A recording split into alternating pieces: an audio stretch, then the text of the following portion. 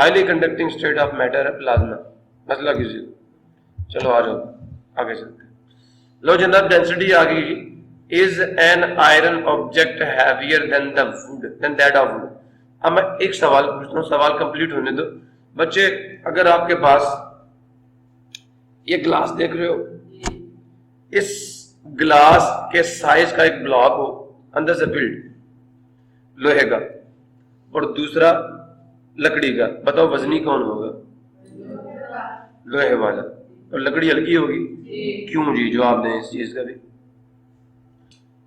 अच्छा चलो वजनी को छोड़ो, इस ग्लास के बराबर लोहे का ब्लॉक ले लिया, बताओ उसका मैस ज्यादा होगा या लकड़ी के इतने ही ब्लॉक का मैस ज्यादा होगा?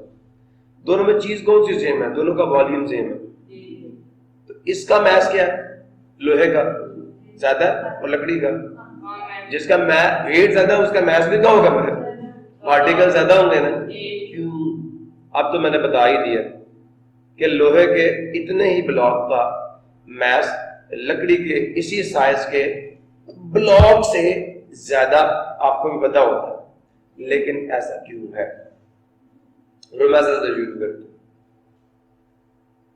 चलो इतना सही है, ब्लॉक एल्यूमिनियम का ले लूं और इतना ही लोहे का ले लूं, तो बताओ वजनी कौन होगा?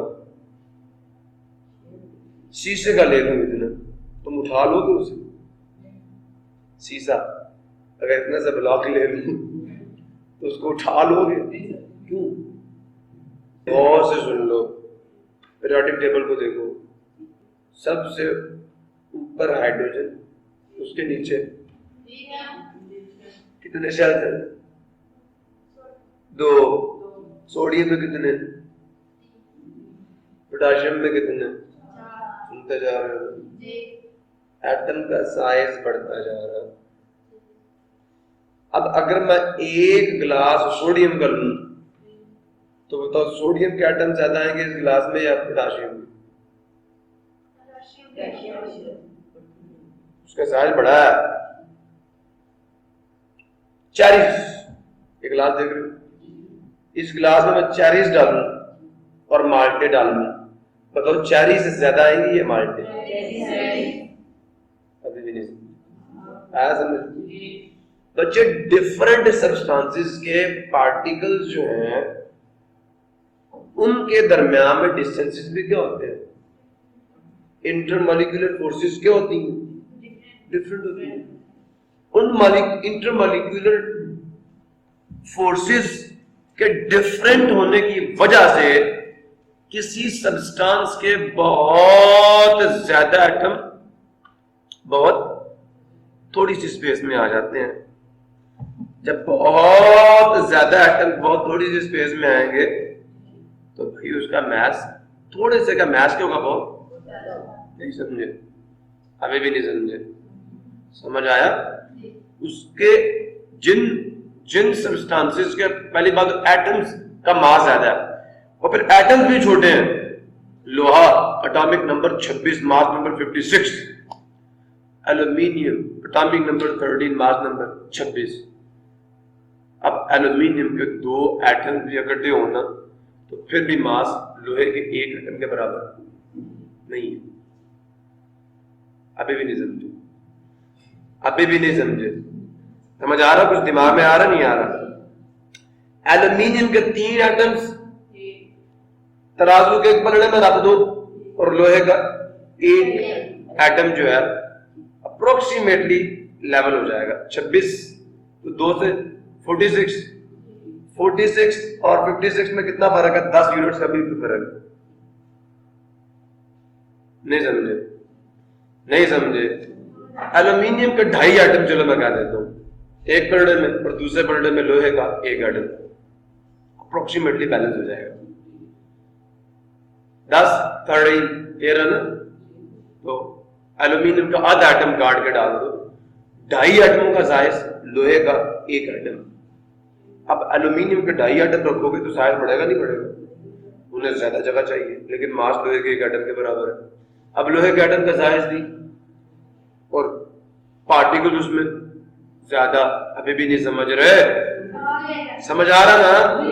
तो लोहे का एक एटम जो है, पहली बात तो वो वजनी, और दूसरी बात वो आता भी थोड़ी जगह में, आता भी बात नहीं समझ आ रही है? आ रही है? अल्लाह वालो, डिफरेंट सब्सटेंसेस, याद रखना, याद रखना, डिफरेंट सब्सटेंसेस में इंटरमॉलिक्यूलर फोर्सेस क्या होती हैं? डिफरेंट सब्सटेंसेस के एटम्स के साइजेस क्या होते हैं? तो लिहाजा डिफरेंट सब्सटेंसेस के एटम्स के दरम्यान में अगर उनके साइजेस डिफरेंट है तो उनके दरम्यान में जो इंटरमॉलिक्यूलर फोर्सेस हैं वो भी क्या होती हैं? किसी में ज्यादा, किसी में, जिसमें ज्यादा होंगी एटम ज्यादा करीब होंगे, एटम जितने ज्यादा करीब होंगे, जितने ज्यादा करीब होंगे उतने ज्यादा होंगे, उतनी तादाद, क्लास में जितने बच्चे करीब करीब बैठेंगे बच्चे उतने ही ज्यादा बैठेंगे और तादाद उतनी ही ज्यादा होगी। अभी भी नहीं समझे? समझ आ रही है ना? हाँ, वेरी गुड। तो बच्चों याद रखो, डिफरेंट सब्सटेंसेस में इंटरमॉलिक्यूलर फोर्सेस के डिफरेंट होने की वजह से जो डिफरेंट सब्सटेंसेस का सेम वॉल्यूम है उसमें एटम की तादाद होती है डिफरेंट। सेम वॉल्यूम में डिफरेंट सब्सटेंसेस का मास क्या आता है? इसी गिलास में लोहे के हो सकते हैं, मैं चलो ये कह देता हूं, बहुत अजीबोगरीब बात कर रहा हूं, ये बहुत छोटी बात कर रहा हूं, मैं कहता हूं इस एक गिलास में चलो कह देते हैं लोहे के 1 मोल एटम्स आते हैं, 1 मोल एटम्स। इसी गिलास में एल्यूमिनियम के कितने? 1 मोल एटम्स नहीं आते, 1 मोल का तीसरा हिस्सा एटम्स आते हैं। गिलास वही है, सेम स्पेस है, एटम्स का साइज डिफरेंट है, इंटरमॉलिक्यूलर फोर्सेस, मॉलिक्यूल्स के दरमियान में डिस्टेंसेस डिफरेंट है, किसी के ज्यादा किसी के करीब है, नहीं समझे? वॉल्यूम सेम हो, पार्टिकल्स डालोगे डिफरेंट सब्सटेंसेस के, अभी भी समझ नहीं आया, तो सेम पार्टिकल्स नहीं आएंगे। क्यों? सब्सटेंस डिफरेंट तो पार्टिकल्स भी क्यों डिफरेंट? क्योंकि उनका साइज डिफरेंट है। हर सब्सटेंस के एटम का अपना साइज है, नहीं समझ आया? सेम वॉल्यूम में डिफरेंट सब्सटेंसेस के पार्टिकल्स की तादाद भी क्या आएगी? तादाद का मतलब क्या होता है? पार्टिकल्स की तादाद का मतलब क्या होता है? Total number of atoms of molecules present in a body is called its mass different आएगा भाई, तादाद डिफरेंट आएगी। अभी भी समझ नहीं आया? इस एक गिलास में लोहे की अवाम की तादाद और होगी, एल्यूमिनियम की अवाम की तादाद, क्यों? एटम्स के साइज का फर्क है। अब हो सकता है लोहे के जो अवाम है, जो उसके एटम्स है वो ज्यादा है और एल्यूमिनियम के क्या है? क्यों? क्योंकि उनके एटम्स का साइज डिफरेंट है। इस वजह से लोहा ज्यादा वजनी क्यों होगा? क्योंकि उसकी आवाम ज्यादा होगी इसी गिलास में। और एल्यूमिनियम हल्का क्यों होगा? क्योंकि उसकी आवाम कम होगी। इसे कहते हैं डेंसिटी। डेंसिटी एक नंबर है जो आपको बताता है कि how many particles of a substance, how many of a substance can occupy a fixed volume, can fill a specific space. ये वॉल्यूम है गिलास के अंदर का ना, जगह है ना, इस स्पेसिफिक वॉल्यूम में लोहे के कितने एटम्स हैं? एल्यूमिनियम के कितने एटम्स आएंगे? मिसाल के तौर पर अगर आपके पास 1 मीटर क्यूब का गिलास हो जिसका वॉल्यूम कितना हो, अब उस 1 मीटर क्यूब के वॉल्यूम में लोहे के कितने एटम्स आएंगे? कौन बताएगा? डेंसिटी बताएगी। वॉल्यूम फिक्स हो गया, वॉल्यूम फिक्स हो गया। क्या उस फिक्स्ड वॉल्यूम में लोहे और एल्यूमिनियम के एटम सेम आएंगे? नहीं आएंगे। किसी एक के ज्यादा आएंगे, किसी एक के, तो जिसके ज्यादा आएंगे वो वजनी होगा, डेंस होगा, उसके पार्टिकल्स करीब करीब होंगे। डेंसिटी आपको ये बताएगी कि एक फिक्स्ड स्पेस में किस सब्सटेंस के ज्यादा पार्टिकल्स आएंगे। जिसके पार्टिकल्स ज्यादा आएंगे वो ज्यादा वजनी होगा, वो ज्यादा भारी होगा, और जिसके पार्टिकल्स कम आएंगे वो हल्का होगा, वो कम डेंस होगा। ज्यादा डेंस होने का मतलब क्या? घना होना। घने होने का, एक बंदे के बाल घने हैं मतलब थोड़ी सी जगह पे ज्यादा बाल है, और एक बंदा कहता है इसके बाल घने नहीं है, हल्के हैं, मतलब गंजा हो गया।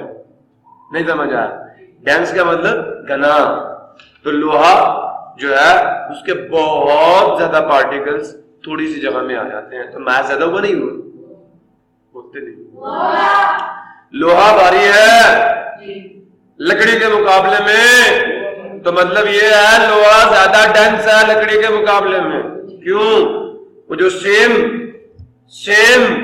साइज का एक लोहे का ब्लॉक है और एक लकड़ी का ब्लॉक है, तो जो वजनी होगा समझ लो उसमें एटम्स और मॉलिक्यूल्स क्या होंगे? पार्टिकल्स की आवाम क्या होगी? उसका मैस क्या होगा? भाई इतनी सी बात ही फिर नहीं समझ रहे आप लोग। समझ आया? भाई साहब इसका जवाब ये है, लोहे की डेंसिटी ज्यादा, लोहे के पार्टिकल्स ज्यादा आते हैं इतनी जगह पे बनिस्बत लकड़ी के। और ये चीज आपको कौन बताएगी? डेंसिटी बताएगी।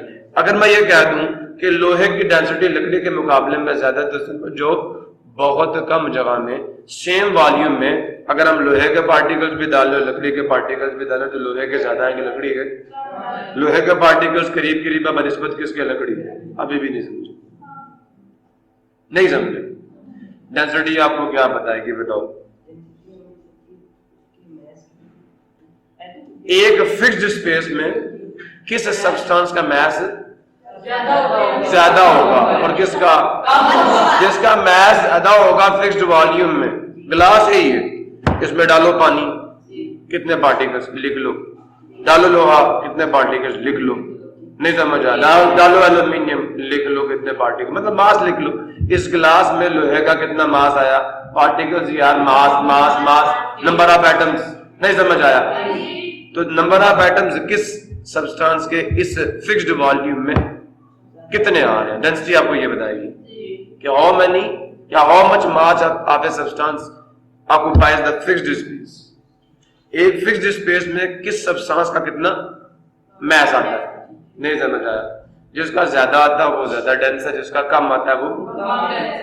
अच्छा एक सवाल का जवाब दोगे फिर? बताओ ना जरा जल्दी से कि किस सब्सटेंस का या किस सब्सटेंस के पार्टिकल सबसे ज्यादा करीब है? किसके? इधर तक, इधर इधर, किस सब्सटेंस के पार्टिकल्स ज्यादा करीब है? क्यों जी? क्यों जी हजरत? क्या ठीक रहे हैं आप?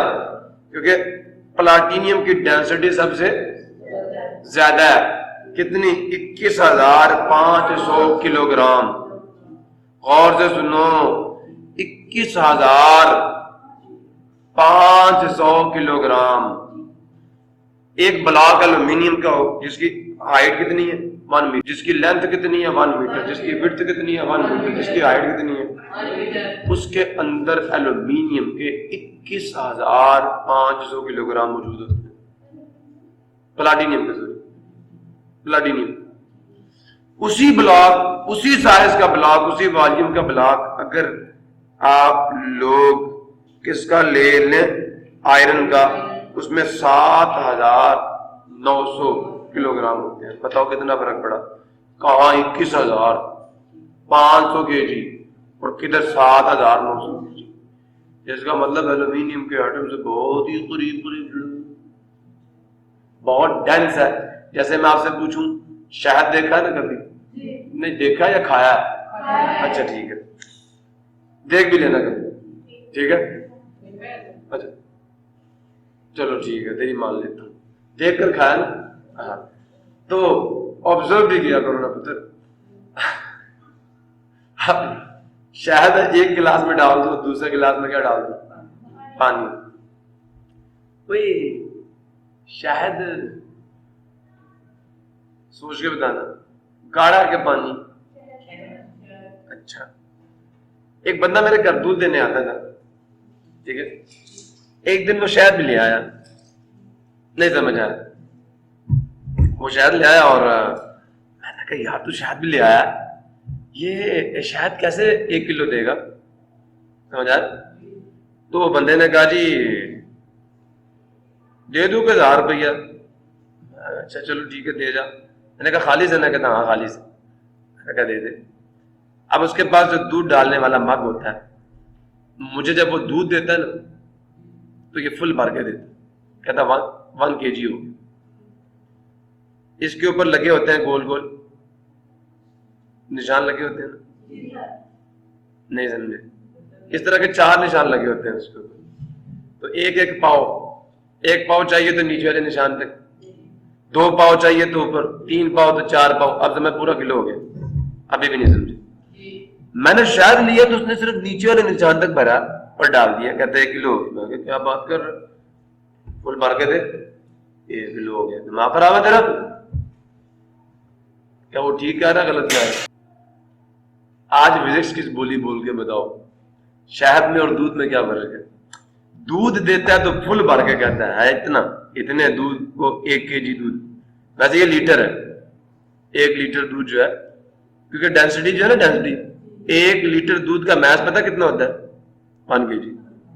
तो दूध असल में देते हमें वो लीटर में है, तोल के नहीं देते।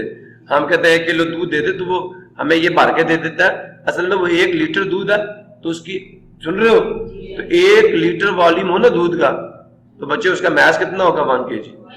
ठीक है, ये डेंसिटी। अब मैंने उसे कहा जनाब जरा मुझे अब शायद भी दे ही नहीं, तो एक तो मैं तराजू पे तोल के देता। उसने क्या किया, आधा मग्गा मुझे ना भर के, मैं तो उसके गले पड़ गया। अब मैंने अच्छा किया बुरा किया? अब आप पढ़े लिखे हो, ये बताओ दूध फुल मग्गा 1 kg है, शायद आधा मग 1 kg है, क्यों? ये शहद के पार्टिकल्स क्या हैं? करीब करीब है। और दूध के पार्टिकल्स क्या है? तो सीधा क्यों नहीं बोलते शहद की डेंसिटी ज्यादा, दूध की डेंसिटी कम? तो ज्यादा दूध का, अब सुन रहे हो, सेम मास आप डिफरेंट, और से सुन लो, सेम मास लो, लोहे का 1 kg लो और लकड़ी का 1 kg लो, लोहा इतनी सी जगह पे आ जाएगा और लकड़ी उतनी जगह लो। क्यों? दोनों की डेंसिटी डिफरेंट है, पार्टिकल्स के साइजेस डिफरेंट, पार्टिकल में स्पेसेस डिफरेंट, पार्टिकल में इंटरमॉलिक्यूलर फोर्सेस डिफरेंट, तो लिहाजा भाई वॉल्यूम भी क्या होगा? डिफरेंट होगा। अभी भी नहीं समझे? समझो, शहद गाढ़ा, सीधा नहीं कहते, उसके पार्टिकल्स करीब करीब है। अच्छा मजे की बात सुनो, दूध को जब आप गर्म करते हैं, पानी उड़ गया, पीछे क्या रह गया? पीछे क्या रह गया? बर्फी। नहीं खाई कभी सुना बर्फी का? आमिद अली नहीं सुना? शुक्र। बर्फी 1 kg लो और दूध 1 kg लो, बर्फी का वॉल्यूम कितना था? इतना था। और दूध का क्या फर्क हो गया? वही दूध है, तो मसला क्या हो गया? हाँ जी, बर्फी में पार्टिकल्स करीब करीब आ जाते हैं और दूध में क्या होते हैं?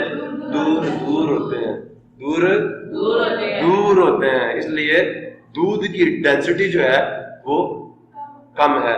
डेंसिटी कम होने का मतलब ये है कि ज्यादा जगह पर दूध के बहुत कम मॉलिक्यूल जाते हैं, और डेंसिटी ज्यादा होने का मतलब ये है कि ज्यादा आवाम आती है थोड़ी सी जगह में। अभी भी समझे? नहीं समझे? समझ आ गया ना? आगे चलूं? नहीं समझ आया तो नंबर 1 और से सुन लो, डेंसिटी आपको ये बताएगी कि किस चीज के पार्टिकल्स ज्यादा करीब है और किस चीज के पार्टिकल्स दूर है। जिसकी डेंसिटी ज्यादा होगी उसका मास ज्यादा होगा बहुत थोड़ी जगह में।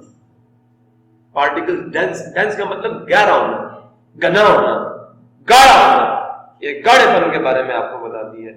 कहते हैं ना, बड़ा गाढ़ा मीठा डाला, मतलब डेंसिटी ज्यादा कर दी मीठे। अभी भी नहीं समझे?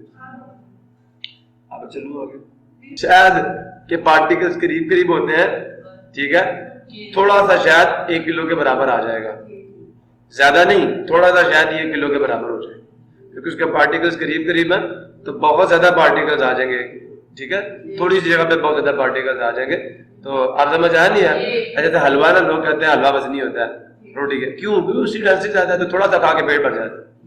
नहीं समझ आया? अब ये नहीं है कि वो कहता है फलां चीज बहुत कम खाई जाती है, कि उसकी डेंसिटी ज्यादा है। So let us start the no. तो आ गया जी, is an iron object heavier than that of wood? Yes. क्यों?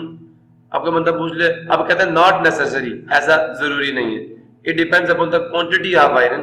ये किस पे, आप देखो ना, बड़ी मजे की बात वो कर रहे हैं कि पहले अगर ये मुझे ये कहते हैं, सवाल गलत मैंने पहले इसलिए कहा था कि अगर मुझे हमें ये कहे ना कि is same volume of would and iron, दोनों का अगर वॉल्यूम सेम हो तो क्या मैथ भी सेम होगा? तो क्या जवाब दोगे? दोनों का इस गिलास के बराबर ब्लॉक में, तो दोनों का मैथ सेम होगा। उस ब्लॉक में दोनों के पार्टिकल्स की तादाद सेम होगी। किसके पार्टिकल्स की तादाद ज्यादा होगी? ये सवाल बनता था। नॉट नेसेसरी कहते हैं जरूरी नहीं, डिपेंड्स अपॉन द क्वांटिटी। पहली बात तो ये बताओ क्वांटिटी कितनी ले रहे हो of iron and wood, you are comparing, जिसको आप मवाजना कर रहे हो। For example, if we take equal volumes of iron and wood then we can easily clear. अगर हमारे पास आयरन और वुड का इक्वल वॉल्यूम हो तो फिर हम आसानी के साथ इस बात का ऐलान कर सकते हैं iron is heavier than would. क्यों? क्योंकि तो फिर हम इस बात का ऐलान कर सकते हैं कि जनाब लोहा वजनी है, किसके मुकाबले में? लकड़ी के मुकाबले में वजनी। छोड़ो, लोहा ज्यादा मैसिव है, उसकी ज्यादा आवाम आ रही है उस सेम वॉल्यूम में, फिक्स्ड वॉल्यूम में। समझ आया? तो डेंसिटी आपको बताती है कि तमाम सब्सटेंसेस का वॉल्यूम फिक्स कर दिया जाए, सेम ले लिया जाए, तो किस सब्सटेंस के पार्टिकल्स उस वॉल्यूम में क्या होंगे? ज्यादा होंगे। अब समझ आया? किस सब्सटेंस के पार्टिकल्स करीब करीब होंगे, जिसकी डेंसिटी ज्यादा होगी उसके पार्टिकल्स भी ज्यादा होंगे, करीब करीब होंगे। In other words, we can say that iron is heavier than that of wood. To know which substance is denser, ये पता करने के लिए कि कौन सा सब्सटेंस जो है वो डेंसर है, गहरा है, घना है, वजनी है, which is lighter, कौन सा हल्का है। We generally compare, हम आम तौर पर मवाजना करते हैं the densities किसका? कसाफत का। किसका? कसीफ और लतीफ। लतीफ कहते हैं किसको? हल्के को। और कसीफ किसे कहते हैं? वजनी को, ठीक है, या भारी को। तो वी कंपेयर द डेंसिटीज, हम कसाफत का मुवाजना करते हैं वेरियस सब्सटेंसेस, मुख्तलिफ मादाजात की। The density of a substance is the ratio of its mass to that of its volume. जो डेंसिटी है वो क्या है? Mass by volume. मैंने बताया था rho is equal to M by V, पीछे वाले चैप्टर के लास्ट न्यूमेरिकल में। अच्छा बच्चा, मेरा एक सवाल है आप सबसे कि अगर एक बंदे ने जहाज बनाना है तो मुझे बताओ वो जो मेटल चूज करेगा जिससे उसने जहाज बनाना है, किस किस्म की मेटल चूज करेगा? वजनी या हल्की? तो फिर वो किस चीज को देखेगा ये पता करने के लिए कौन सी मेटल हल्की है? तो जनाब अली, आप इंजीनियर बन गए। आप किसी इंजीनियर से ये सवाल करना, आप ठीक है, अपने इल्म को बढ़ाने के लिए कि जनाब कोई भी चीज हमने बनानी होती है तो उस चीज को बनाने के लिए हमें अगर एक चीज ऐसी बनानी कि वो हो सख्त लेकिन हल्की हो सख्त लोहे की तरह लेकिन हो क्या? हल्की, तो हम क्या करेंगे? समझ आया नहीं यार? समझ नहीं आया आप? तो बेटा एल्यूमिनियम वो मेटल है जिसकी सख्ती तो लोहे की तरह है लेकिन जो उसकी डेंसिटी है वो बहुत कम। नहीं समझे? तो फिर एल्यूमिनियम इसलिए चूज की गई है। आप समझ आया? तो जो जहाज की बॉडी बनती है किससे बनती है? एल्यूमिनियम से बनती है। क्लियर हो गया? क्योंकि हल्की है। पूछा क्यों जी? कहना हल्की है। अब आप बता सकते हैं कि एल्यूमिनियम क्यों लगी है? क्योंकि हल्की मेटल, इसकी डेंसिटी कम। क्लियर हो गया? चलो आ जाओ फिर अल्लाह वालों आगे चलते हैं। डेफिनेशन क्या? मास पर यूनिट वॉल्यूम, जैसे distance covered in unit time. तो मास का मतलब एटम्स की तादाद, एटम्स की आवाम। मैस पर मास इन, मास जो मौजूद है किसमें? यूनिट वॉल्यूम में, 1 मीटर क्यूब वॉल्यूम में आप इस सब्सटेंस, किसी भी सब्सटेंस के इस कॉल डेंसिटी, वो उसकी डेंसिटी है। अब ये आपको डेंसिटीज दी गई है कि 1 मीटर क्यूब में हवा का कितना मैस आता है? 1.3 kg। लो जी, हल्की तरीन है। फोम सुन रहे हो? 89 kg। Petrol 800 kilogram 1 metre cube में, सुन रहे हो? Cooking oil 920 kg, ice 920 kg, सुन रहे हो? और पानी 1000 kg इन 1 मीटर क्यूब। तो बताओ बर्फ की डेंसिटी पानी से ज्यादा है या कम है? कम है ना, 920 kg। अच्छा बात सुन, 1000 रुपया दूं या 920 रुपये दूं, कौन सा ज्यादा होगा? नहीं 920 ज्यादा होंगे। इसी वजह से बर्फ पानी पे करती है, तैरती है। जब पानी में बर्फ डालते हो तैरती है, डूब जाती है। तो जिस चीज की डेंसिटी कम होती है वो ऊपर रहेगी, जिसकी ज्यादा होती है वो, तो पानी वजनी होता है किसके मुकाबले में? बर्फ के मुकाबले। अब ऐसा क्यों है इसका जवाब भी दूंगा आपको आगे जाके, समझे हो? तो जनाबे वाली डेंसिटी बराबर होती है किसके? डेंसिटी इज इक्वल टू, जी बच्चे, तो डूबता के तैरता है, तो फिर जो डूब जाएगा उसकी डेंसिटी ज्यादा होगी, जो वजनी होगा वो नीचे चला जाएगा, वो झुक जाएगा, और जो हल्का होगा वो ऊपर चला जाएगा, वो आकड़ेगा। हाँ पत्थर, मैं क्या कह रहा हूं बेटा, ये इसी चैप्टर में जवाब दूंगा बुओयंट फोर्स के लिहाज से भी, ठीक है, कि बुओयंट फोर्स कैसे बढ़ेगी, we will talk about that. लेकिन फिलहाल अगर डेंसिटी किसकी ज्यादा होगी? पत्थर की, तो वो डूब जाएगा और पानी ऊपर आ जाएगा। वो प्यासा कौवा याद है? नहीं याद? मैं आपको बड़ी मजे की मिसाल देता हूं कि जो इल्म वाले होते हैं वो झुक जाते हैं, उज़िल अफ़्व वअमुर बिल उर्फ़ी वअरिद अनिल जाहिलीन। जो इल्म वाले होते हैं ये बड़ी मजे की सिफतें हैं। उज़िल अफ़्व, वो अफ़्व व दरगुदर करते हैं, सबसे पहला काम है करीमी का मामला फरमा। वअमुर बिल मारूफ, फिर क्या करते हैं? नेकी का हुक्म देते हैं। नहीं समझा? वअरिद अनिल जाहिलीन, और जो जाहिल होते हैं उनसे एराज करते हैं, उनके पास नहीं बैठते, उनसे भागते हैं। जाहिल जो होता है ना वो मूंछों को वाट देगा, पता नहीं है उसको, नहीं समझा? नहीं समझा? तो अल्लाह करीम क्या फरमा रहे हैं कि आकड़ के न चलो, वला तमशी फिल अर्ज़ि मरहा, जमीन में अकड़ कर ना चलो। तो जो आकड़ता है ना वो हल्का होता है, उसको इल्म इतना ज्यादा नहीं होता, और जिसको इल्म ज्यादा होता है वो झुका हुआ होता है। वो लड़ाई के दौरान लोग कहते हैं डर गई डर गई डर गई, वो क्या होता है तुम्हें पता नहीं है, मैं अपने मौकफ से क्यों हटाऊं? नहीं समझा? It is the wastage of time, मेरे भी और आपके भी। आपके भी पैसे जाए होंगे, लड़ोगे मेरे साथ, गोलियां मारोगे, मैं मारूंगा। मैंने तो पैसे जाया नहीं करने, मैंने तो अपने टाइम, मैं दुनिया में लड़ने थोड़ी आया हूं। जो अहले इल्म होंगे वो खुदिल आफवा, वो अफू व दरगुदर करेंगे।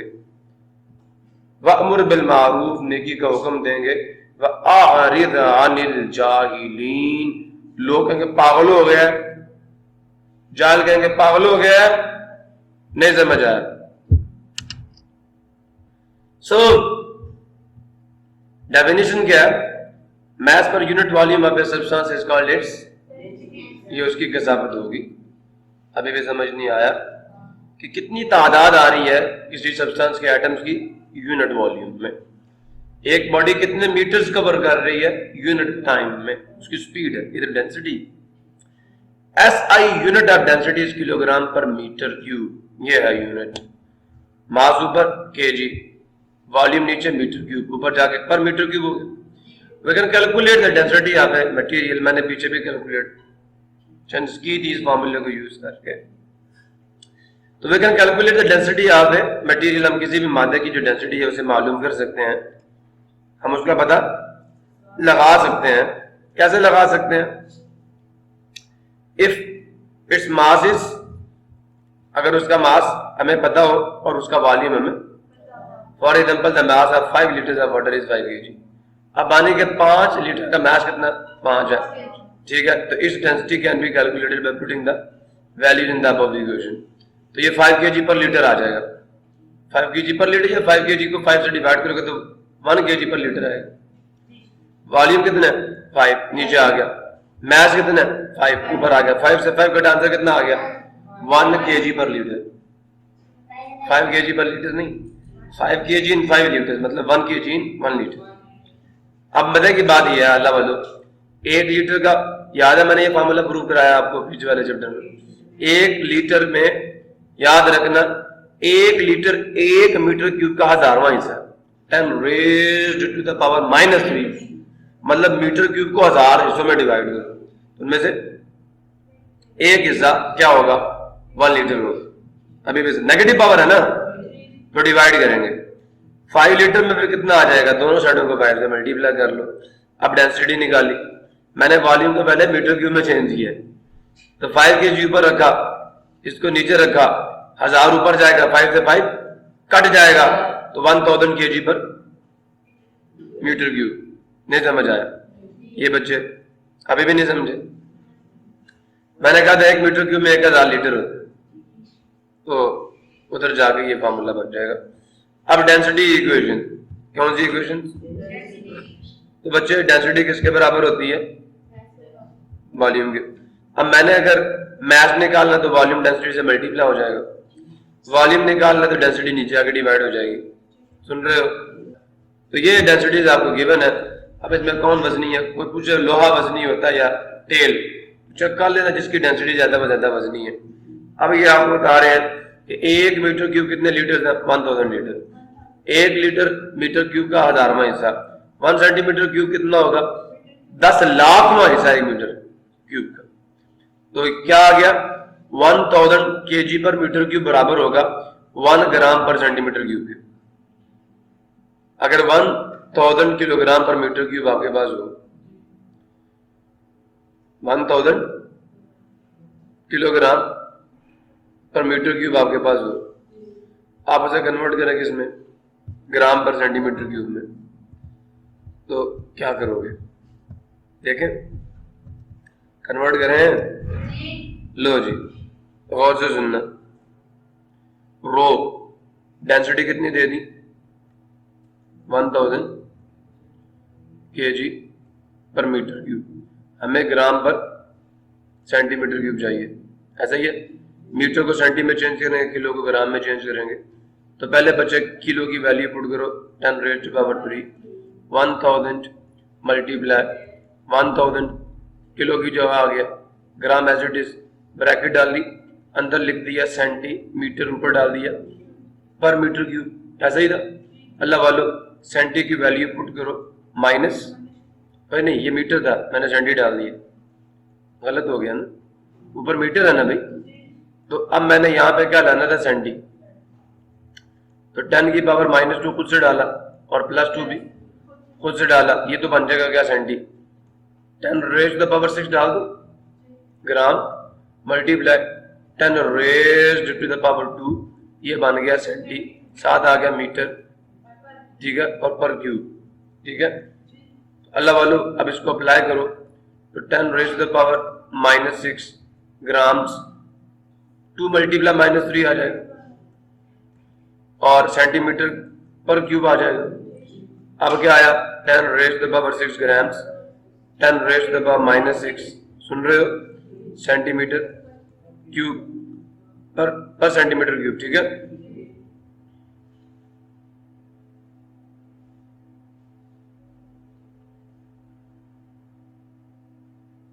अच्छा, अब ये मल्टीप्लाई होंगे, 10 raised to the power 6 multiply 10 raised to the power -6 gram per centimetre cube.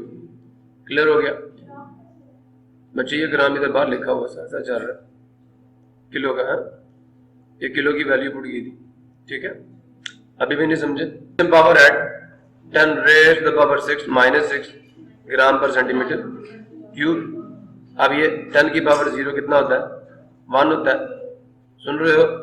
तो पता चला जी 1 ग्राम पर सेंटीमीटर क्यूब वाकई बराबर है जी उसके।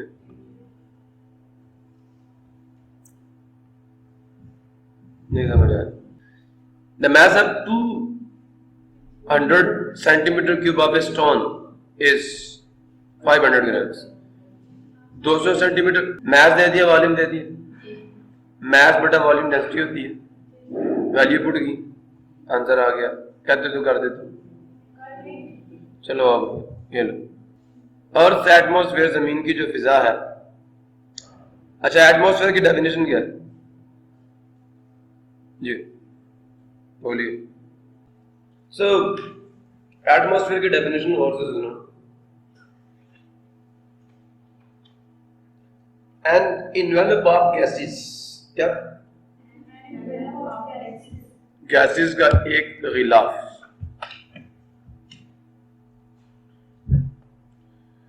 गैसेस का एक, ये है हमारी जमीन।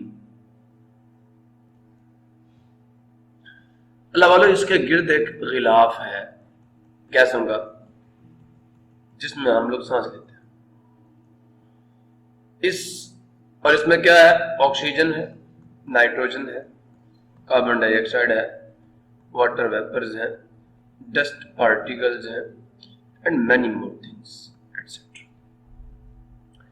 ये जो गैसों का एक गिलाफ जमीन के गिर्द मौजूद है, इसमें एटम्स मौजूद हैं, और इन एटम्स को कौन नीचे खींच रहा? कौन खींच रहा? जमीन खींच रही, अपनी ग्रेविटी की वजह से। तो an envelope of gases, gases का एक गिलाफ गिर्द मौजूद है, रिटेन्ड है, चिपका हुआ है, due to the gravity of earth, is called atmosphere. उसको हम कहते हैं फिजा। इट एक्सटेंड्स अपवर्ड, ये ऊपर की सिम्प में फैली हुई है, एक तय की शक्ल में। सुन रहे हो? About a few hundred kilometre, कुछ 100 किलोमीटर तक, विद कॉन्टिन्यूसली डिक्रीजिंग डेंसिटी, और जो इसकी कसाफत है वो मुसलसल क्या हो रही है? कम हो रही है। मैं इसकी मिसाल आपको ऐसे देता हूं कि जनाब कभी सत्तू बनाए? सत्तू नहीं देखे? चलो मैं बताता हूँ। सत्तू नहीं देखे कभी? सत्तू पिसे हुए जौ होते हैं, भूनकर, जौ को भून कर ना उनको पीस लेते हैं और फिर शक्कर वाला पानी बनाकर उसमें घोल कर पिलाते हैं, तो मजा क्या होता है? जौ एक एक एक फसल है, बारले, जौ। नहीं समझ आया? आटा भी उससे बनता है, उससे रोटी भी बनती है। जौ गंदम की एक जिन्स, इससे मिलती जुलती। तो जौ जो है अल्लाह वालों, बात कहां से शुरू हुई थी? सत्तू से। या माइंड में यही एग्जाम्पल अभी आई। चलो मैं बता देता हूँ, जिन्होंने देखा होगा उनका फायदा हो जाएगा। तो सत्तू जब बनते हैं ना, तो जो बच्चे होते हैं वो कहते हैं मैं ऊपर से नहीं पीता, हिला के ना, वो कहते हैं मैं नीचे से पीऊंगा। क्यों? सत्तू जब घोले जाते हैं तो नीचे उनकी डेंसिटी, उनकी मिकदार, उनकी क्वांटिटी ज्यादा होती है, और ऊपर क्या होती है? कम होती है। तो बच्चे कहते हैं नीचे से पीऊंगा। समझ आया? सिमिलरली इसी तरह, क्या कभी आलू बुखारे की चटनी खाई है शादी हाल में? अभी भी नहीं। अब उसके ऊपर शीरा होता है, आलू बुखारे नीचे होता है। अभी भी नहीं समझे? नहीं समझे? मतलब खाते पीते लोग। आगे चलते हैं। तो इसी तरह जो हवा है, और से सुनना, इसको, इस एटमॉस्फेयर को हम 4 लेयर्स में डिवाइड करते हैं। कितनी लेयर्स में? 4। सुन रहे हो? 0 से 12 किलोमीटर की बुलंदी तक कहते हैं ट्रोपोस्फेयर।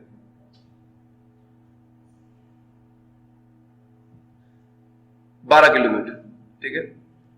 12 किलोमीटर से 50 किलोमीटर तक ये जो रीजन है, अब ये आगे वाला सुन रहे हो? इसको स्ट्रेटोस्फेयर कहते हैं, सफेयर, ठीक है? 50 से 80 किलोमीटर तक सुन रहे हो? इसको मेसोस्फेयर कहते हैं।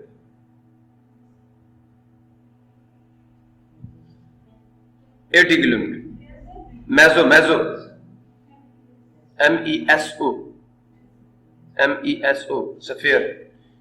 80 से 400 किलोमीटर तक या इंफिनिटी तक, इसको थर्मोस्फेयर कहते हैं। थर्मोस्फेयर कर लोगे? अब बच्चे, जो एटमॉस्फेयर में गैसेस हैं, अब आप इस सारी एटमॉस्फेयर का मास निकालें। फॉर एग्जाम्पल मैं कहता हूं वो 100 kg है, तो उसमें से 75 kg कितना इस ट्रोपोस्फीयर में, बाकी रहा 25। उसमें से कुछ कहां पे आ गया, स्ट्रेटोस्फीयर में, कुछ मेसो में और कुछ थर्मो में। अभी भी नहीं समझ आया।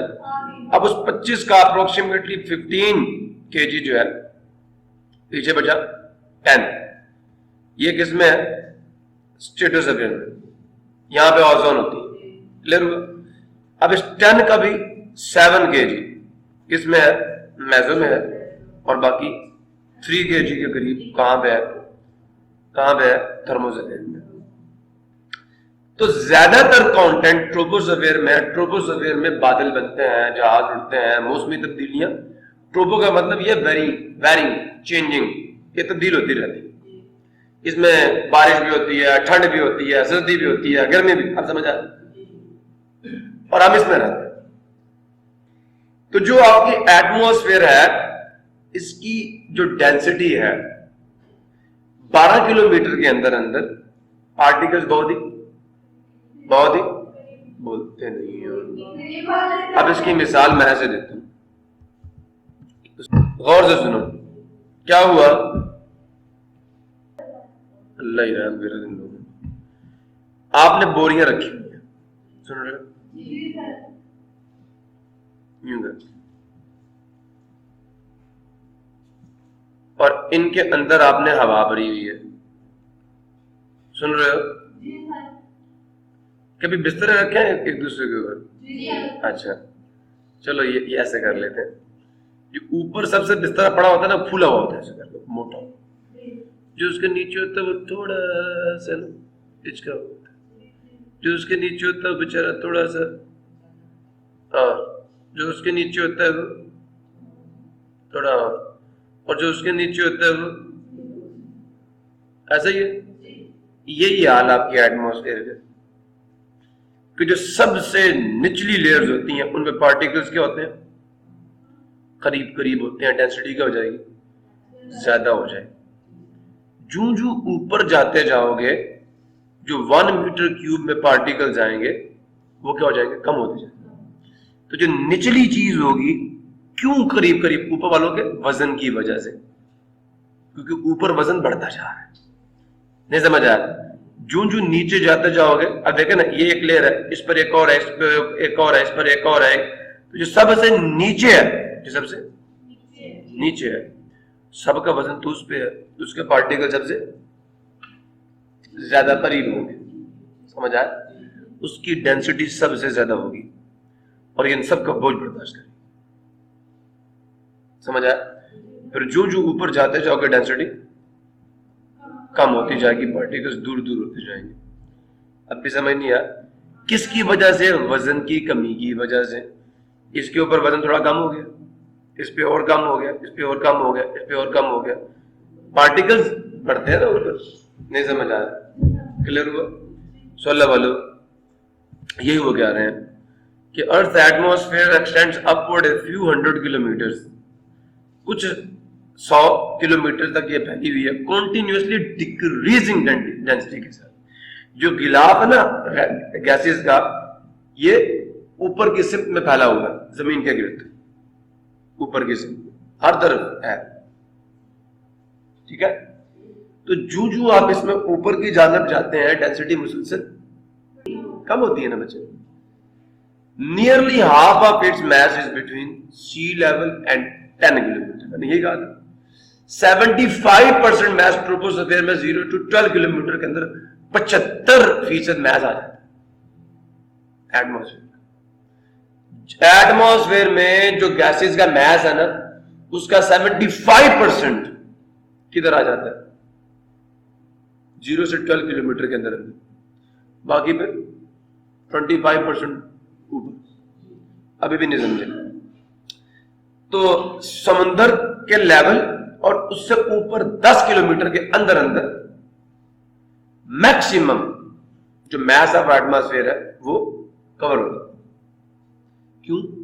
पार्टिकल्स करीब है, तो ज्यादा पार्टिकल्स फिर कहां आएंगे, निचली लेयर में।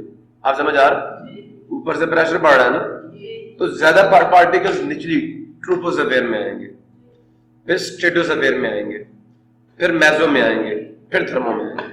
थर्मो में बहुत कम होंगे। सत्तू की एग्जांपल बेस्ट है, या आलू बुखारे नीचे वाली लेयर में ज्यादा होंगे तो उनको कम हो जाए। नहीं, और एग्जांपल मैं तो बता दूंगा। तो nearly half of its mass is between sea level and 10 kilometre up to 30 kilometre from sea level. कहां पे? सतह समंदर से 30 किलोमीटर ऊपर तक अगर आप चले जाएं तो 99% मास कवर हो जाता है। लोगों ने 30 पे ही बात खत्म कर दी है, मैं तो कुछ थोड़ा बहुत ऊपर ले गया था। 99 kg 30 किलोमीटर के अंदर अंदर, अब 1 kg ऊपर है। और ये 30 कहां पे कवर होता है? स्ट्रेटोस्फीयर में कवर हो जाता है, मेसो में तो कहीं नहीं हो रही। समझ आया नहीं है? तो मेसो में तो पता नहीं आधा किलो भी आएगा ही नहीं आएगा। नहीं समझ आया? तो contain 99% of the mass of atmosphere. The air becomes thinner and thinner as we go up. Thinner and thicker. Thin का मतलब पतला, thick का मतलब गाढ़ा, like honey. अभी समझ गया? क्लियर हुआ? तो एटमॉस्फेयर जमीन के करीब गाढ़ी है, डेंसिटी ज्यादा है। जो ऊपर जाओगे वो पतली से पतली, और किसी के घर मतलब मेहमान जाना कहते हैं पतली पतली रजाइयां दे के सुला दिया था, पूरी रात ठंड दी दी नारी जान की जोड़ी। कहते हैं क्या? वो कहते हैं कि डेंसिटी कम थी रजाइयों की। तो जो एटमॉस्फेयर जो कि गिलाफ है जमीन का, जमीन के करीब उसकी मोटाई थोड़ी ज्यादा है। फिर जो ऊपर जाते हैं तो जो उसकी लेयर्स हैं उनकी अलग, ये क्या तुमने 4 लेयर्स, एटमॉस्फेयर के 3 लेयर से मिलकर बनी है। जो जमीन के करीब की लेयर है उसकी डेंसिटी ज्यादा है, जो उससे ऊपर है उसकी थोड़ी कम है, फिर उससे ऊपर थोड़ी और कम है, फिर उससे ऊपर थोड़ी और कम है। अभी भी नहीं समझे? तो जो हवा है वो जमीन के करीब गाढ़ी है, और जो आप ऊपर जाते हैं वो पतली से पतली से पतली होती जाती है। अभी भी समझ नहीं आया? पतली होने का मतलब ये है कि पार्टिकल्स दूर दूर होते जाएंगे। जैसे पानी पतला है ना, मतलब उसके पार्टिकल्स एक दूसरे से दूर दूर है, पर इस पर शायद पानी पतला शायद गाढ़ा है, इस अंदाज में। पतला होने का मतलब ये उसकी डेंसिटी कम होती है। आगे चलू? हाँ, मोटा बंदा जो होता है उसकी डेंसिटी भाई ज्यादा मांस है, ज्यादा गोश्त चढ़ाया हुआ है। आगे चलते, ये हो गया था। लो जी, अब आ गया प्रेशर। क्या होता है प्रेशर? दबाव। क्या होता है? दबाव। दबाव क्या होता है? ये सदा के लेक्चर क्लोज करते हैं, मिलते हैं नेक्स्ट लेक्चर में। तब तक के लिए पाकिस्तान जिंदाबाद।